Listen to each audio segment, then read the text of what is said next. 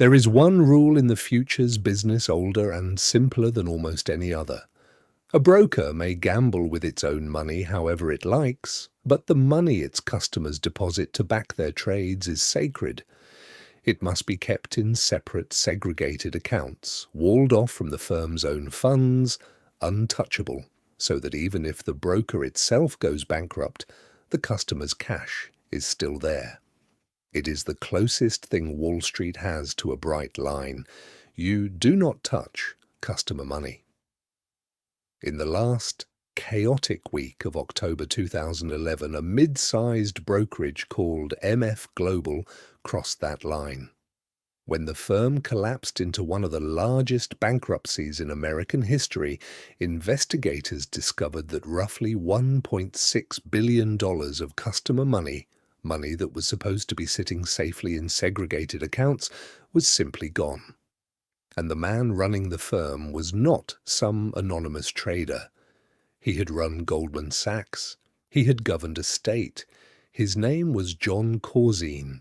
To understand how big a fall this was, you have to understand how high Corzine had climbed.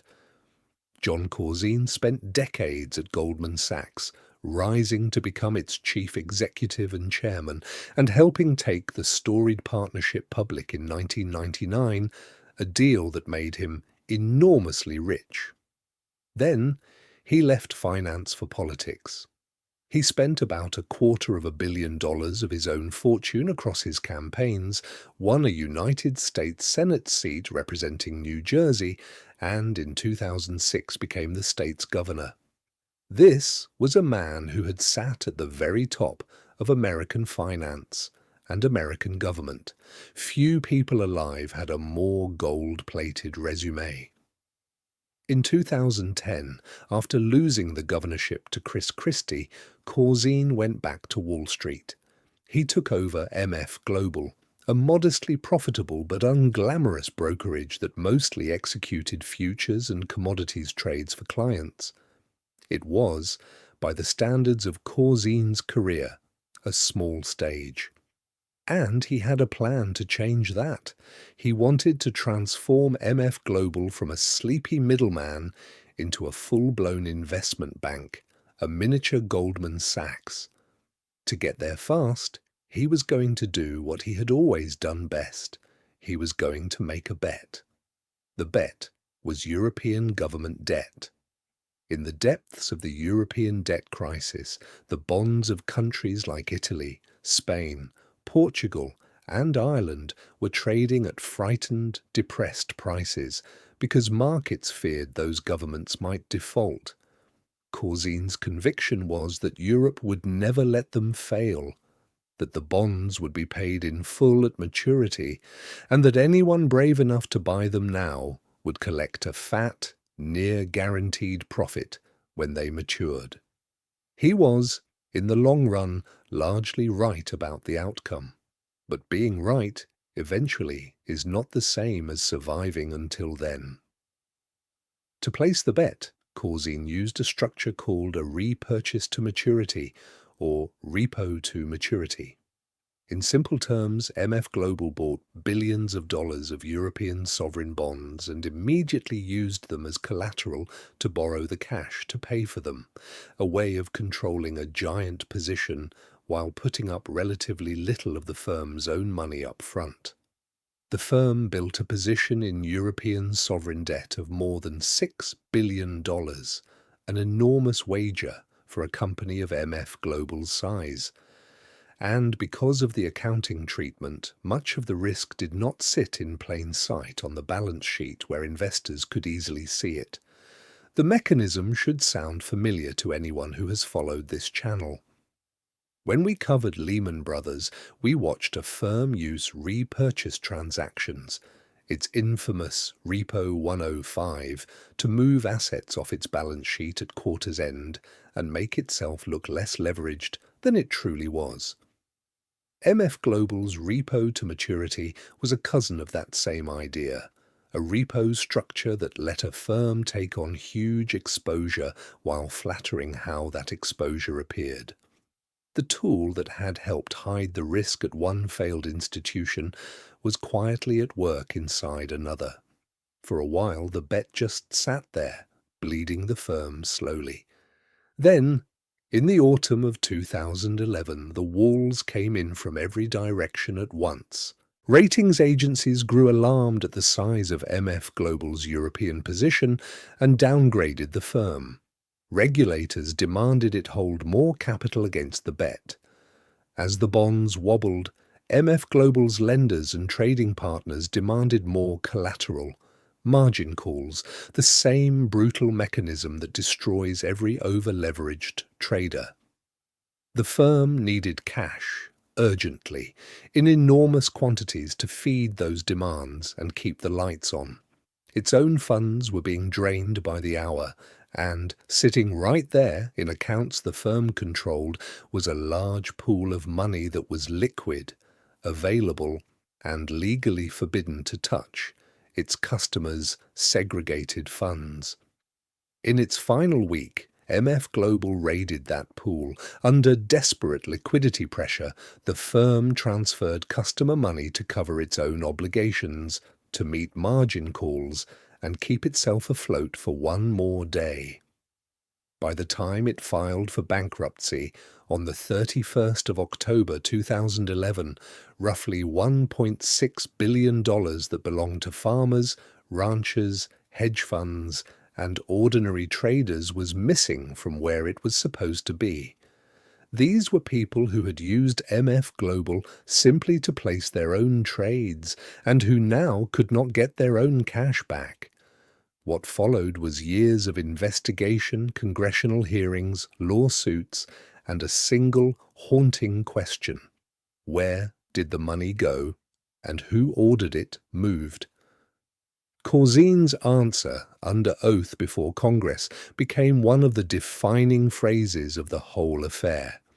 He testified that he never intended for customer money to be misused and that he simply did not know where the money had gone.